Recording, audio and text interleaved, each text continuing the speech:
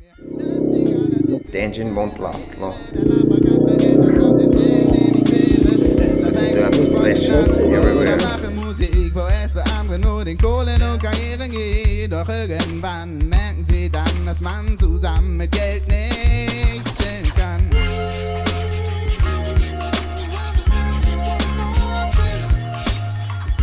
I don't even know what to say. Unbelievable. Greetings to the girls, hell to the boys. Arrived in Kasr Schellala yesterday evening, took a look around the village. Long story short, once again invited to dinner at a restaurant, then found somewhere to stay.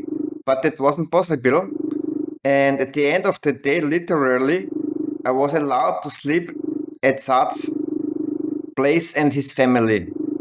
The next morning, so today, breakfast, then around of the village, showed me his garden with figs and tea, olive trees, drank traditional coffee together there in the village. So absolutely unbelievable. And of course, once again, no money taken. I arranged for a little money to be given to them.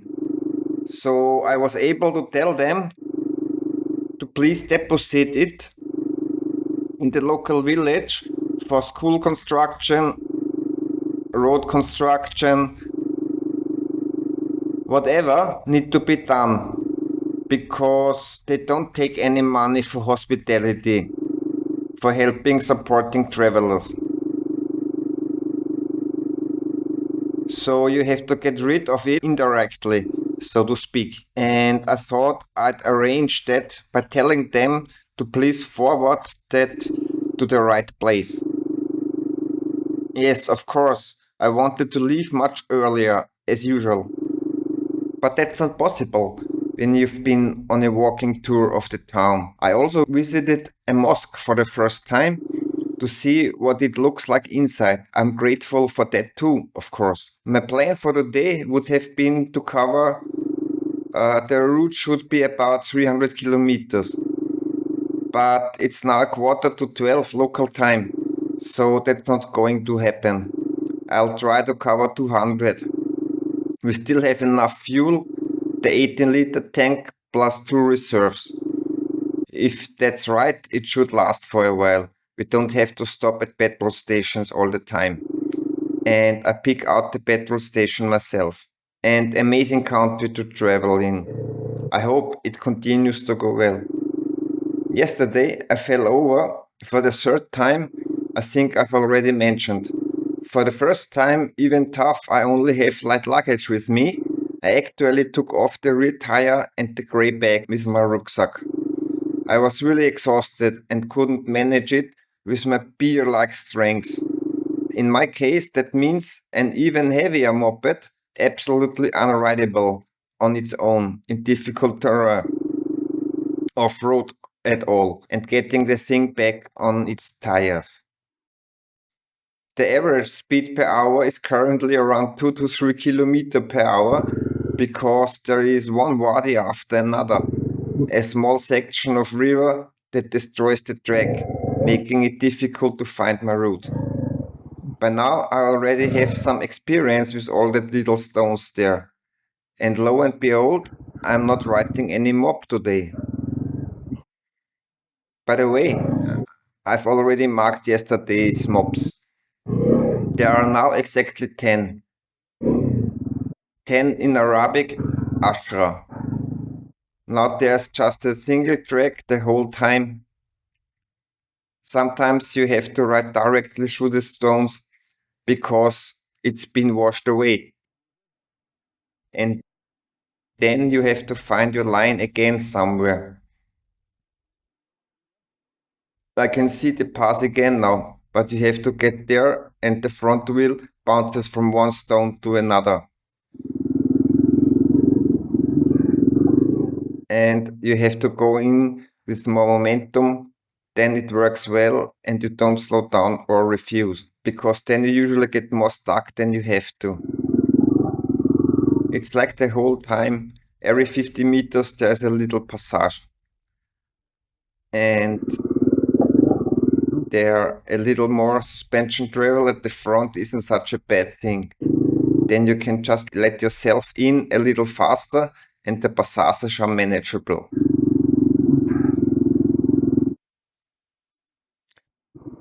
So, if this continues for another 200 kilometers, I'll have to ask whoever drew the tracks if he's stupid. There's no way I can continue there. So up we go. Definitely better than the 30 meters to my right. I'll take that again and hope once more not to write anything down. Again with momentum, very classic. Done. Let's cheerfully continue. I know it doesn't look so dramatic on camera because you cannot see the slopes and the stones are much smaller there. I'll have to take that one, or I'll just take that one with momentum. Done again. So now I'm going at 16 km per hour. It will take me 10 hours to get anywhere. And there it is, the real road, the motorway. You can see that quite clearly, can't you? What do you think? Comments welcome. That's just how it is in the African Algerian backcountry. Right, but that's enough now. And the midday wake-up call, so to speak, in that stone desert earlier, is now bioslit over. Then I got lost again in a village. I took the wrong turn, but I thought, I'll find my way back somehow. Then a bit more cross-country and back to the actual path. And now it's really nice riding along there. I just have to be careful with my tires, which are no longer in top condition and now have 16,700 kilometers on the clock. And a bit of riding at angle, it doesn't like rolling stones at all. Although it's still perfectly fine to ride on reasonable firm ground. Or even rocky ascents and descents where there isn't much loose stuff. It still works well there. However, if it's loose gravel laying on top, then you really have to take it easy and ride smoothly. It doesn't like that at all. Probably few tires like loose gravel anyway. But it really doesn't like it anymore, because it's also very flat, of course. That makes steering a bit of an issue.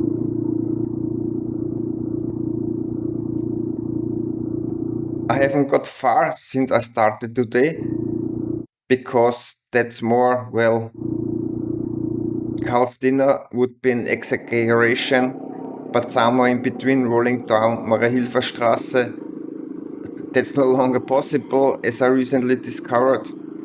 You can't ride the outer lane into the city anymore because some lunatics think cars have no place in the city, but we don't want to discuss that now. So that's the landscape somewhere in Algeria, southwest of Kasr Schellala. Now for the first time, I actually, well, I don't want to say I laid down more quickly, but I overlooked that little wadi there and didn't make it on the left. Now I crashed into it and 3 steps later I was laying down.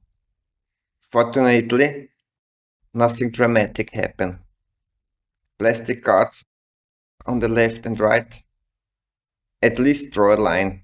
Fortunately, the suspension travel is reasonably long, so with 200 or 220 mm, as it currently to the norm for so-called light KTM adventure bikes, it would probably have looked even worse. Now I have 50 kilometers as the crow flies until the next blue line, 35. The next blue line I drew comes to an end. There should be a petrol station there. Two, in fact, I'll head for those. Hopefully there will be the KO. Again, I think that's Arabic. Yes, unfortunately the mirror has also been damaged. But I can still see. That's the nice thing about the terrain. There isn't too much traffic trying to pass you. And so you don't have to look behind so often. Yeah, let's continue. The next hole is coming up. Hopefully I'll manage it more easily this time. The chase continues. Now things are moving a little slower again, previously blocked off with stones, but I thought to myself that's probably only for the cars that want to drive along there. Four-wheel drive or similar. And you can often get a bit further on a moped. And that's why I choose the route anyway. It's already quite nice there again. Probably still 30 kilometers to the first stage end of today. That was about plus or minus 100 kilometers that I just mapped out. There you should be able to get the black gold again. Not oil, but coffee. Suddenly a nice road again. And the car is coming. Assalamu alaikum. But I want to cross it and not ride on asphalt or gravelly asphalt, but on real terrain. As I roll along comfortably, some more information about the moped I made. This was very important to me because the KLX has a throttle grip. You can turn it from fully closed to full open. To do this, you have to turn it about 2 full turns. Of course, this is absolutely impossible to ride off-road, where you sometimes have to open the throttle completely, even if there isn't too much power, but you noticed it when riding. What did I do? I installed a Suzuki RMZ 450 throttle grip, complete with cables. It can still be mounted on the injection housing along with the Suzuki adjusting screws. And because the switch that comes with the Kawasaki is gone, including the throttle control, I soldered the starter with emergency stop from a Honda racing machine, a CBR, and it works.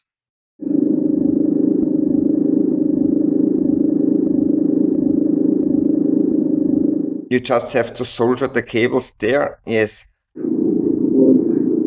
I soldered it at the housing because then the plug fits on the bottom of the wiring harness.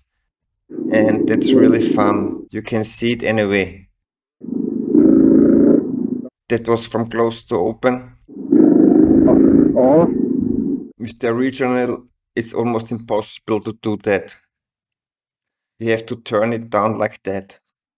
Off-road riders know that makes sense anyway. A relatively short throttle travel. You can just open the throttle briefly if something comes up. And that was another modification that I basically did on the bike.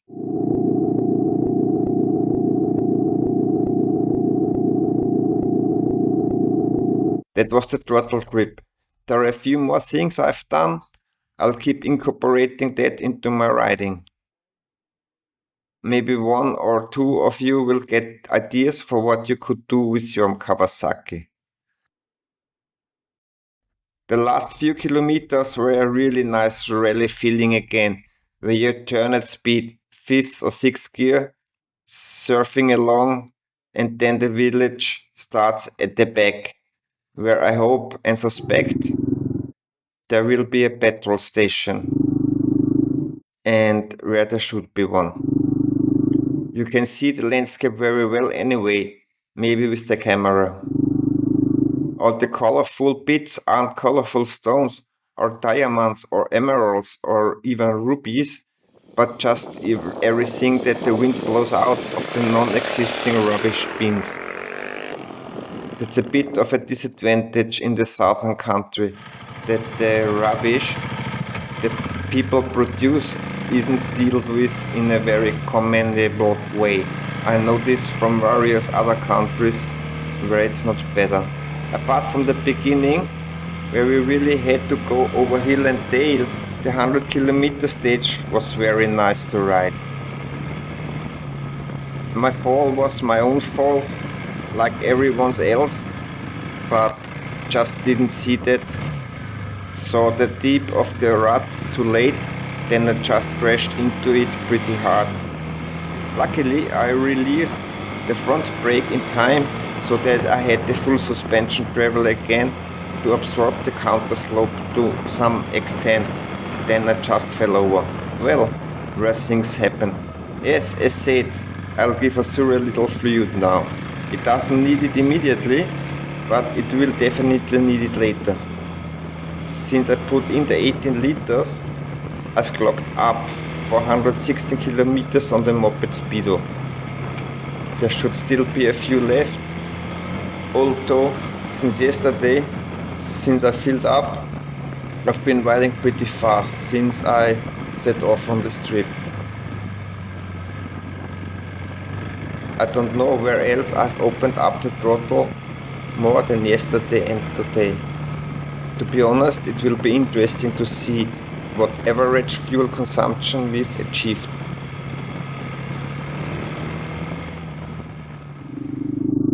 Yes, I'll concentrate on navigating to the petrol station and then we will see each other again. So speedo, that was 470. It's a bit off and I filled up with 16.82 liters to the lower edge of the upper lip, no, the upper edge of the lower lip. And then I stuffed 2 1.5 liter bottles of water into my rucksack again. That's almost more important than petrol for Azzurro, because without it, you're pretty much stuck.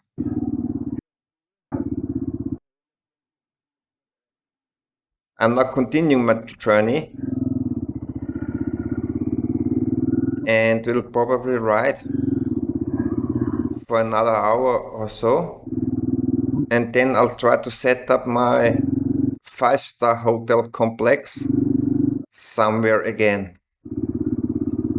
4 liters of fuel consumption now at full throttle, so a lot of full throttle, really speeding along nicely the last 2 days, apart from this slightly more technical part where fuel consumption is correspondingly lower.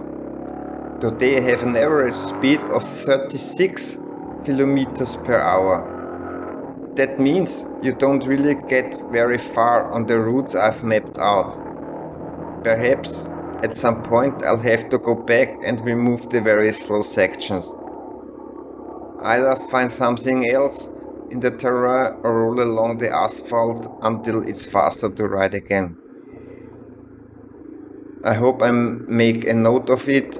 I'll take notes and I hope I'll still remember it all when I review all the knowledge I've gathered. Elevation might also be interesting, which is why I like the old Garmin so much. It's easy for me to find 1092 meters above sea level. And even when I'm riding, I keep pressing the phone, but it's really difficult to get a good grip on it. Whereas the buttons here are just perfect.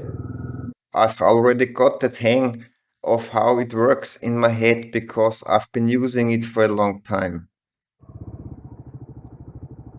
I know the functions. The button is just great.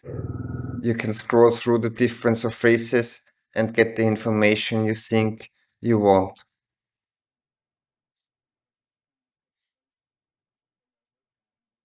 Right, now I have to turn right. Then we've got it. No, not yet. The next one.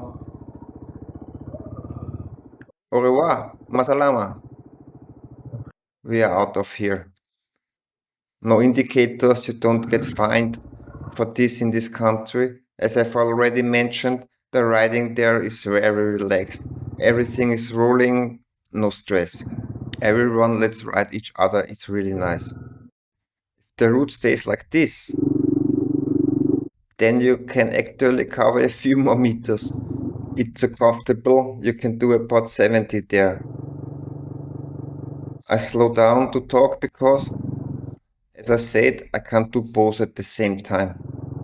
And I don't think it will stay that way forever, but at the moment I can keep my finger on the throttle quite well. It rumbles, but the full tank pushes them up and down nicely. The front absorbs, the shock absorber dampen, and I'm back on the rack. When the farmer blows his fields and doesn't tell me beforehand, or rather he should ask me if he's allowed to, I would just try it on, but I can't. Right, find another way. Found a way, at least for now. So it's not really a detour, but how I can put it 2 lanes further up.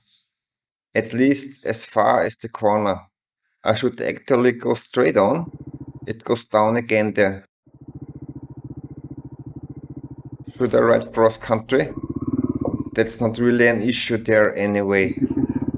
It's not that far to the line I drew myself. I'm now riding nicely westwards again. You can't say over hill and dale, but over tufts of grass. With a bit of momentum, the front wheel pushes over it anyway. But that's where the 21-inch front wheel is extremely adventurous compared to perhaps a 10-inch Vespa wheel. It's like off-piste riding. I assume I'll find the path at some point, so I'm switch off now. Easier said than done with all this rumbling. I think I've almost got it again. There should be a path there. Or something like that. Somewhere. That direction would be right. You can definitely go there, but it's quite deep in the sand right now. The motos is actually lacking a bit of tread at the moment. We are through. That must be something very soft. Not healthy to ride on it in the long run. We have to refrain from doing that. The engine won't last long. Dirt splashes everywhere. Don't stop now. Just keep pedaling.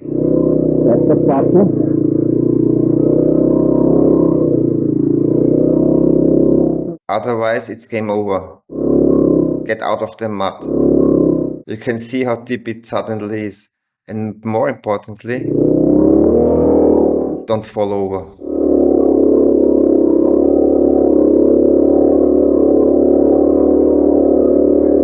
Now we are back where the ground is firmer.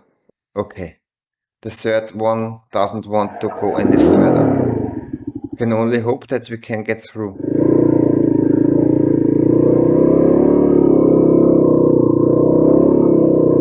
I'm already helping as much as I can. Ah, solid ground. What a dream. Well, at least we're having an adventure today. How wonderful. I'm just going to ride straight across country and hope I don't hit the deep mud or whatever it is again. There's a track anyway. You just have to go around it.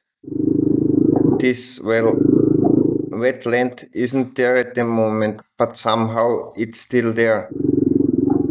Because the sand is already quite deep. Up, then down again. That will of course ruin the average speed for this stage, but in principle I had already mapped that out. Just didn't realize it would be now.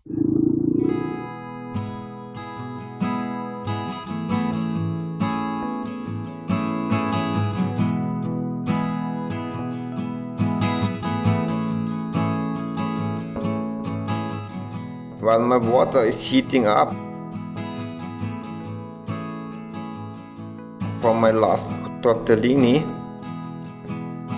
I think they are a bit shaken, not stirred, which would make a good cocktail. I thought I'd show you my campsite for tonight again, because it's something special. Well, I wouldn't say unique, because the people in the area are locals and can camp there anytime, of course. But for a Central European, it's quite a nice thing. Now it's getting a little light. The sun is slowly setting back there. And that's how it looks for me tonight. I'm going to put the pasta dog with the filling into the water. It's quite quick with Italian pasta. It only takes 2 or 3 minutes, not 6 like our might take. And then it's time to eat. The day's ride has actually gone quite quickly so far. It started with some rather difficult terrain, but then it went quickly the whole time, as I already mentioned with regard to fuel consumption. Now with a full tank since yesterday, 4 liters per 100 kilometer, I think that's really okay. Okay, I haven't been riding at 160, but on the track I've managed 100, sometimes even a real 100, not the speedometer 100, but GPS 100. That's enough. You can't keep it up all the day anyway, like a car racer, 140 racing along some gravel road. The direction is endless, expands in the other direction, every direction it goes there. Yes, that's what it likes now. Don't know what the biological term for it is, a mud hole, a big one. Tomorrow we'll probably be traveling about 50 kilometers parallel to it, and then hopefully there will be a bit more solid ground. Luckily, I can see myself in the camera with light in the background. Pretty cool for me. I hope you like it too. Otherwise, I can't think of anything else at the moment. Algeria runs and runs and runs, almost like a VW Beetle. But the way, the tires still have enough tread. Now in the mud, maybe they failed a little, the rear ones, but that wasn't dramatic, recognized in time and out again with momentum, plus minus. So now I'll give you a little more sunshine and say greetings to the girls and hello to the boys.